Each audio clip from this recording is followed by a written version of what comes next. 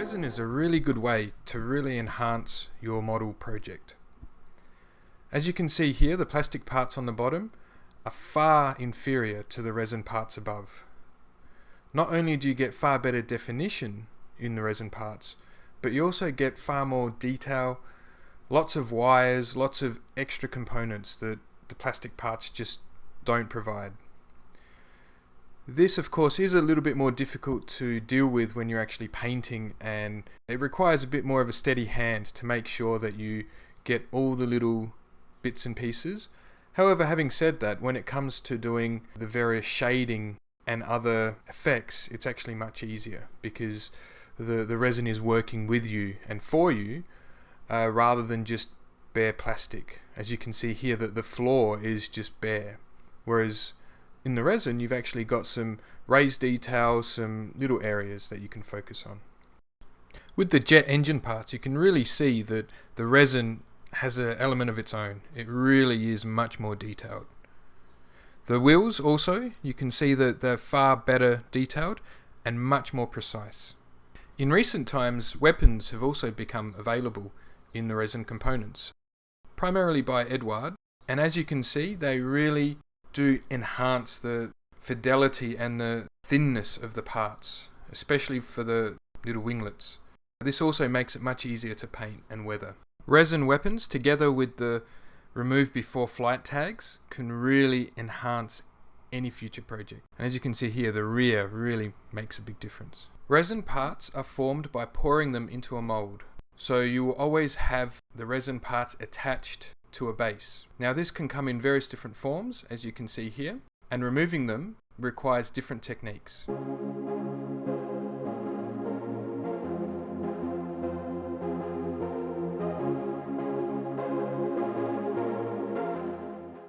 By far the most common method of attachment of resin parts is through a series of rectangular bricks. Often they have a hole in between each brick which will allow you to take on each section one at a time.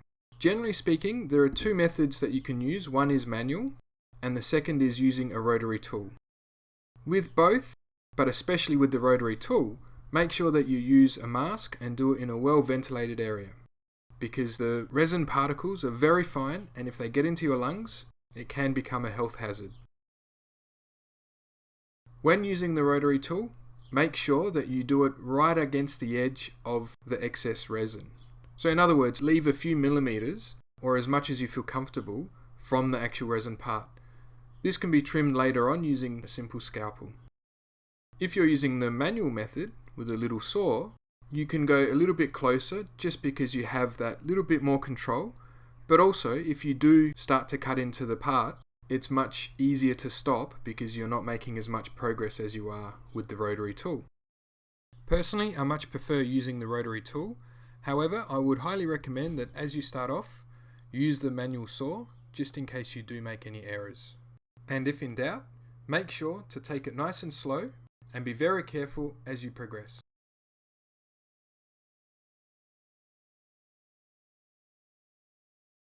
The second way that resin parts can be attached is if the whole part is actually lying down on a big piece of excess resin.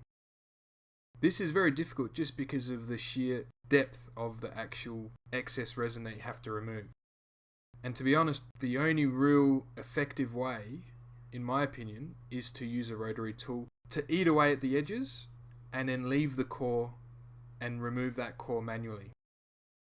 Now, this is actually going to be very difficult because of the very small margin of error that you have when you're grinding away. The reason why I'd recommend using a rotary tool is because very often and quite easily, when you actually use a hand saw, as you saw, you can actually begin to drift inwards towards the part, which obviously then you can accidentally cut the part and potentially even cut it in half or damage it. Or alternatively, if you're cutting the other way, you can actually just cut deeper into the brick. So here you can see the final result of using the rotary tool. I've eaten away at the edges and it's ready now for the saw to begin the work. When using the saw, begin by establishing a cut. This means that do it in one direction a few times to make sure that it actually begins to bite in. You can see that it's struggling a little bit, but once it gets going, it's very simple. Now make sure that the saw is straight and level, because again, you can very easily cut into the part if you're not careful. Attack it from all angles. Don't just do it from the one angle. Try and do maybe half from the one side, from the bottom, half from the top, and then maybe the sides. Whatever works best for you, just make sure that you gradually work your way at it. And once again, make sure you do it in a well ventilated area, because there's a lot of excess resin flakes. Here you can see the final result, and on the back you can see the various different angles of attack. The third method is through a series of little posts. My preferred way of removing these is through the use of cutters. Make sure that they're nice and sharp, and then approach it as you would cutting down a tree. So make a wedge, so go from above to cut it, and then from below. This way it won't flex too much and you won't damage the part. And when you're cutting deep in, just make sure that you're actually able to make a nice clean cut. And when you make the final cut, often hold the piece so it doesn't fly off like that. Then, once the part is off, simply just trim off any excess built up resin, initially with the pliers. Just be very careful that you're not actually going to clip any of the parts itself. A lot of care is required here. If in doubt, then just use your scalpel or your blade at this point. However, the closer you can go to get rid of any excess resin, the better it will be. Then once that's done, just use your blade and trim very carefully and very gradually, often in little slices. Resin is actually almost like cheese. It can slice. Remember, it is a little bit brittle, so be very careful. And you can just gradually peel away, layer after layer. Just as you get closer to the part, take a bit more care. As an alternative, although I wouldn't recommend it, you can use a file to gradually grind away and file away at the excess resin. However, be careful when you do this, because as you're filing away the action and you're doing it from different angles, you can accidentally graze some of the other raised parts that are wrapping around on the other side.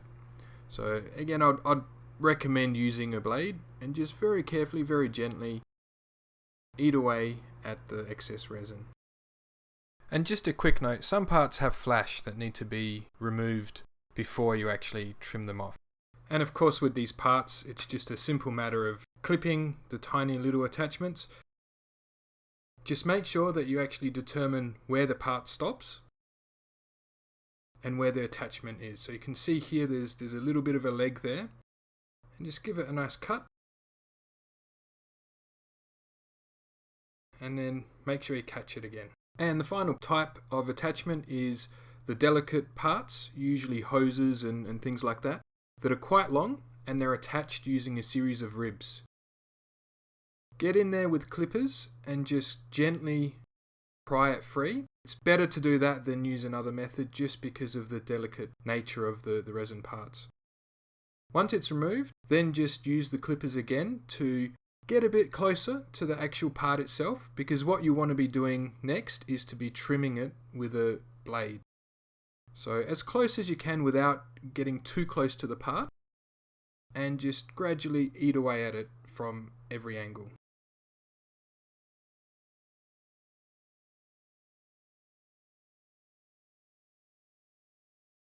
Then once you've clipped close to the part, it's a simple matter of gradually chipping away with a blade. Now again, just be very careful because these parts can be brittle and they can snap.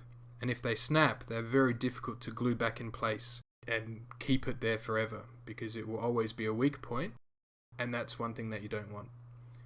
Attack it from all angles and slowly just chip away, and then once you get to the part, then gradually just shear away at the resin. You can scrape a little bit, although I find that it doesn't work that well. Make sure that you've got a fresh blade, because if you've got a blunt blade, you will not get the best result, and you may even damage the part. So just very gently, very carefully, eat away at it. And make sure that you're actually supporting the back of it with your fingers, so when you're actually pressing the blade against it, make sure it's got something to go against. And just use short, sharp, flicking motions. That's generally the best when you're removing the excess.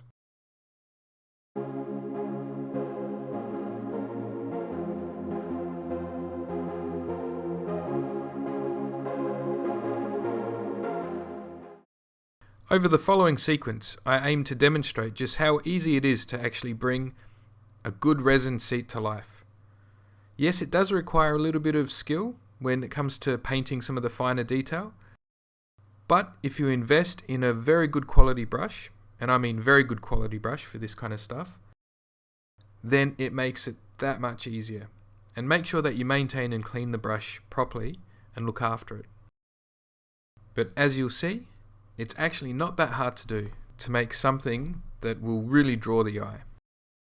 In the later stages, with the weathering, you can actually soften and blend in any mistakes that you've made. So it's actually not that critical to keep all the paint within the lines that it's supposed to go, because later on the inks will actually get in there as well. So by all means, try one of these. They're really worth it.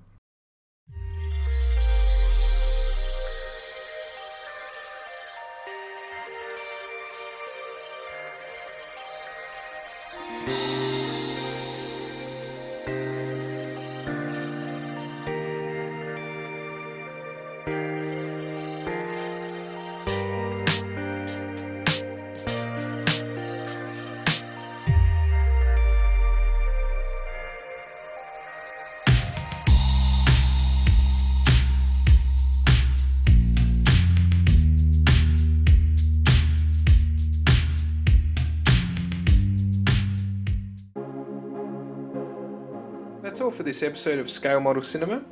I hope you enjoyed it and will join us again in the future.